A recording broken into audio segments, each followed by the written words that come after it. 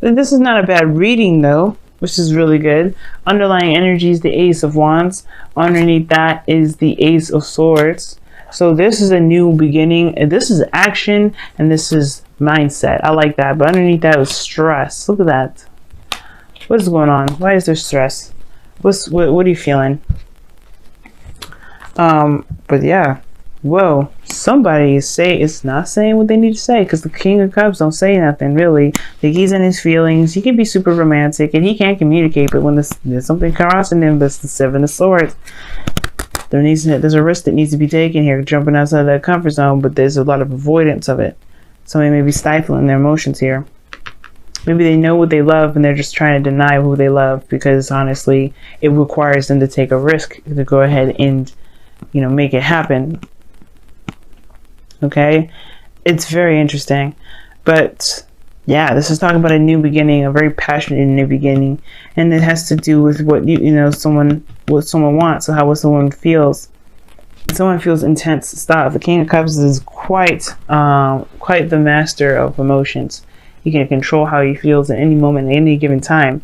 But the Seven of Swords is letting us know that there is something that it's avoided as well regarding how he feels, or something, maybe avoidance of action. Right, there's somebody here that's not telling you the truth, perhaps, about how they feel as well. They're not trying to be mean about lying, perhaps because they don't want to be seen as vulnerable or weak, because the King of Cups can be perceived as a weak knight, or a vulnerable king, but he's not weak. As a matter of fact, it makes him very strong, but his heart's on his sleeve like that. It makes him very strong to be vulnerable the way he is. You know, so it's like the Seven of Swords, excuse me, is like somebody's just like, somebody's not necessarily hiding. Well, somebody's not saying something. Somebody's not being open about their emotions, or they're not saying something about their emotions. They're trying to avoid how they feel altogether. It could be that it could be you guys that could be doing this, but I don't know. I don't think that's the case. Some of you guys are trying to be clever about how you feel, trying to, deliver your message in a very clever way, because Seven of Swords can be talking about being clever, but it's not being noticed or anything. Like, it's just not being seen. It looks like more of like hiding out more than trying to be clever. But the King of Cups knows what he wants, and for some of y'all, it could be that this is just some sort of avoidance here that's ultimately going on. Okay, why is the Seven of Swords coming up? Why is it crossing the King of Cups? Why is the Seven of Swords crossing the King of Cups?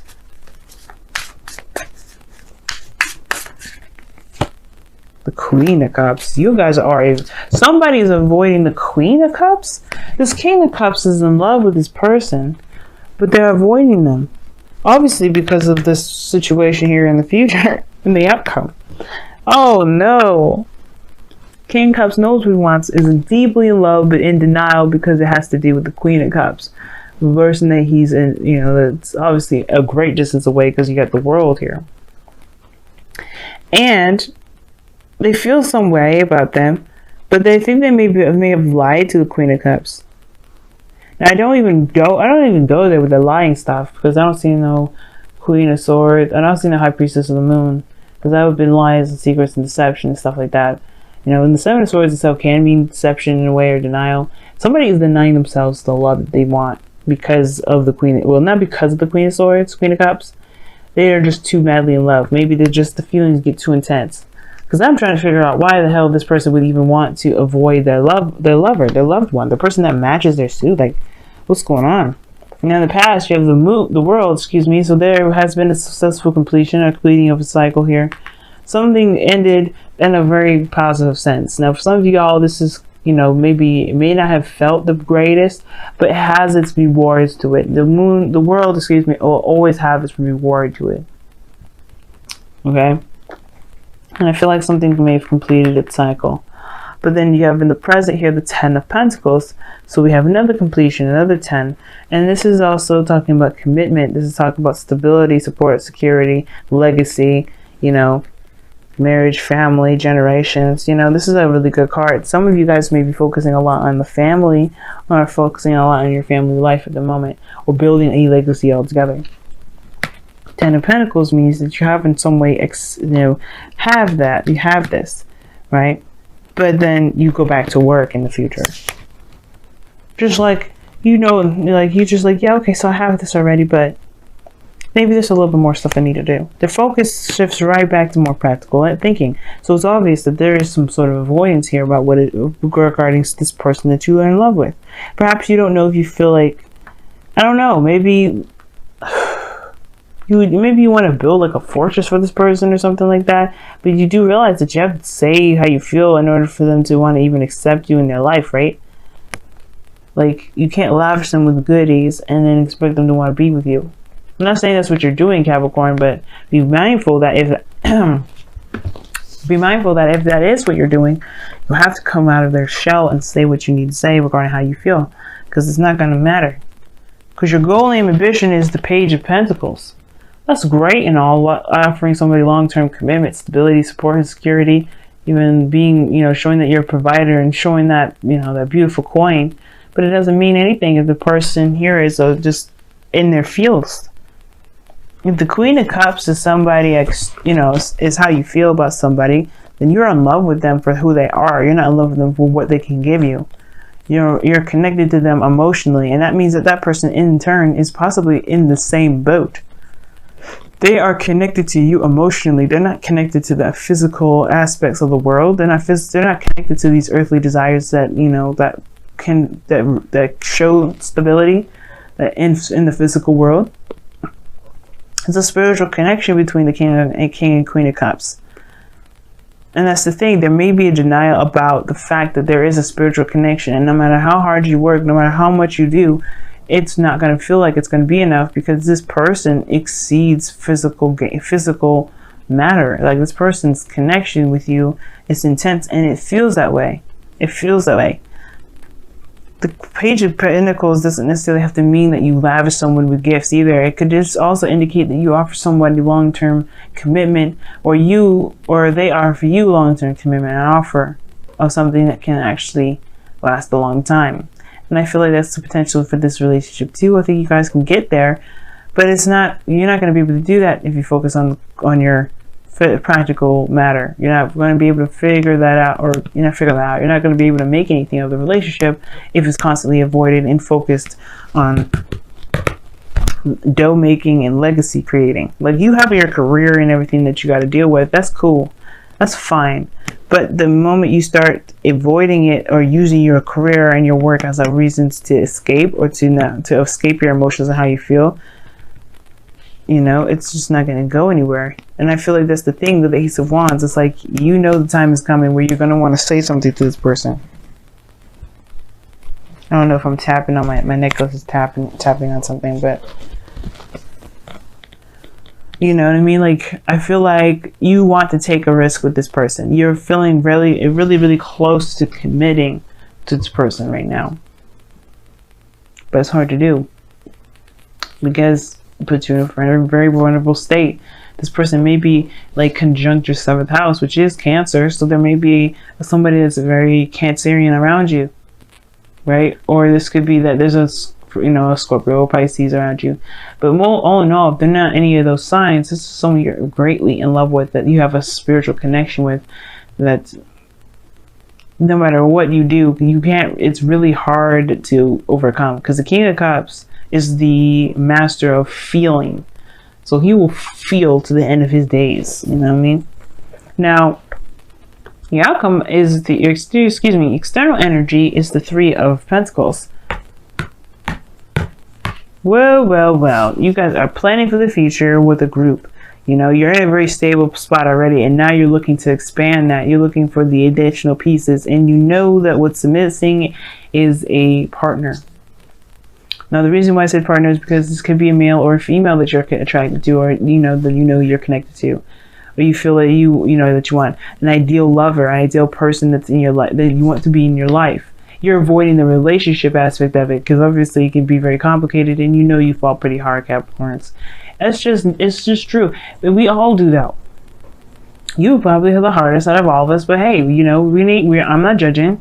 It's really, really sweet how hard you fall in love. And it's very difficult for you to find love because of that. Because you know, when you are in love with somebody, you mean it. You love through possession. It's very scorpionic how you guys fall in love with people. But hey, it is what it is. It doesn't mean that you can't find love. It doesn't mean that love isn't deserving of you or someone else isn't deserving of your love. But it looks like with the Three of Pentacles and the Ten of Pentacles is that you are looking to the future and are seeing the potential future for expansion, perhaps with more than one person, more than just yourself. And the Ten of Pentacles is not a card that's by themselves either. There's kids involved, there's children, there's family, you know, there's dogs here. Look at the old man. He's looking at his generation growing before his very eyes. It's like, yeah, you're in a good place. You're in a solid spot. But there's more to come. And it may, you know, don't delay yourself by denying how you feel about somebody. If this is your one, if this is the person, okay, then you could, I can see the Three of Pentacles being that you're trying to plan on making something, they're saying something or doing something, but don't work so hard or overthink it. Because of where you need to come from most of all is the emotion aspect. Now, in your outcome, you have justice. So this is possibly marriage here. This is possibly a wedding. You were probably asking someone to get married. Ten of Pentacles, justice. If I had seen the Hierophant, I would have been 100% surely on board that this was a marriage proposal, that you were really looking to marry somebody. Some of you guys could be taking a risk, right? On finding someone that you're in love with, or finding someone that, you know, makes you happy. But justice in your external, in your outcome rather, really highlights this like need for balance and closure. Closure in the sense of not necessarily closing the chapter or closing a door, but more so like making something even. Balancing those karmic scales. And in the sense this is the number 11, it could be that this is a twin flame. Somebody is a runner in this relationship. And I don't think it's the Queen of Cups that's the runner. It could be the King of Cups. It's himself that's the runner. Now, that could be him, that could be the other person, or it could be you. Either one that feels this, you know, that you feel like you have the strongest, intense feelings for this person. Denying them isn't going to help anything. And the Ace of Wands and the Ace of Swords is talking about a new beginning. So how do you have a new beginning? Like, this is the start of your new beginning. Just accepting how you feel. Let's go ahead and take a look at your wisdom of the oracle cards here.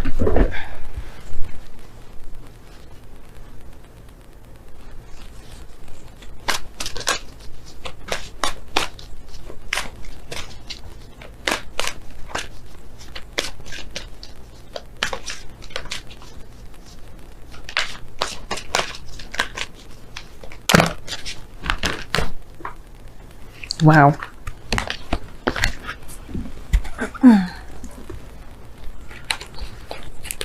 Milk and honey came out, but it fell on the floor. So I'll put one more. You know, I don't want to take that one because it fell on the floor. So I'll shuffle again and see which one comes out. Okay. Observer. Observer. Wow. Milk and honey means to have a taste of prosperity. You know, tasting prosperity, knowing that you've had a taste of what it is that makes you happy, and now it's like the rest remains. What are you going to do about it? You know, it's interesting, right? What's underneath this deck after I pulled the Observer, you had Treasure Island, which talks about, you know, knowing where the treasure is. You know what makes you happy. You know what your abundance is. You know where to find it, to dig it up, and to truly, you know, invest it, and, you know, do whatever you want to do with it, to have it, and, you know, make it yours, is by following the map, is by following the directions. Law of attraction. But you have to, you know, that you have You have the map to the treasure, therefore you have that treasure. You don't have to have that treasure in hand in order to have that treasure. And that's the part of the law of attraction. You just have to know that you have it. Now, observer here in your for your wisdom with the oracle card for this week. It's interesting because it's talking about watching, being very open and very mindful about the situation and circumstances around you. Keep watching from afar. And I feel like you've been doing that already, to be honest with you. You may not have had the Page of Swords in this reading, but the Page of Pentacles is talking about looking very closely at details. Looking very closely at the details, really making sure this is something you want. Now, the Seven of Swords is perhaps either jumping the gun, perhaps what I would think with the connection here, but I don't think that's the case at all. It's very interesting that Observer would come up when the Seven of Swords is crossing. But I feel like that is in a way very contradicting. Be careful that you're not observing to procrastinate. Be careful that it's not procrastinating energy. Because I feel like whatever you're waiting on, whatever you're trying to see, whatever information you're trying to get, that is already available to you because of the milk and honey and the treasure island card that came up. You have what you need already. What are you looking for further before you take action? Because the Ace of Wands is asking you to go ahead and take action. You know your passions are, go for it. Ace of Swords, clarity and a new beginning, new ideas, new way of thinking, new way of communicating. Go for it. But you have Observer. Don't be so focused on watching things that you end up missing out on opportunities. Know what you want, obviously, because you do. And don't sit there and wait and by looking from far away for so long. I'm going to pull your Whispers of Love here. And it says physical touch is important. See what I'm saying? Another freaking contradictory card. For some of us, nothing is more important than a tender touch. This might include a pat on the back or giving a hug to someone who needs it. Family, see what I'm saying? This is very action oriented and physical oriented. Like, I feel like you guys are trying very hard to make this a reality. Be connected with this person. I don't know if you guys are just settling with this person being someone from the distance. If you've been waiting for them to, if you've been wanting to be with them for some time, I feel like you can make it happen. Book a ticket and, go see them. But physical touch is important, and I feel like you feel that way. That's probably why you don't want to just think about them. You want to work on building something or making something real. Make on a real offer. But again, even that requires action. And the Observer card is action oriented, but this is talking about waiting and seeing. Well, not necessarily waiting and seeing, but just observing, watching people, being observant. You guys are very good at being observant already. You do that on your day-to-day life. But it's about where you're going, what you're doing, why you're going about doing it. And that's the most important. And it has to do with love. It has to do with expansion. It has to do with making plans for the future towards legacy. What's your next commitment? Your commitment to this person.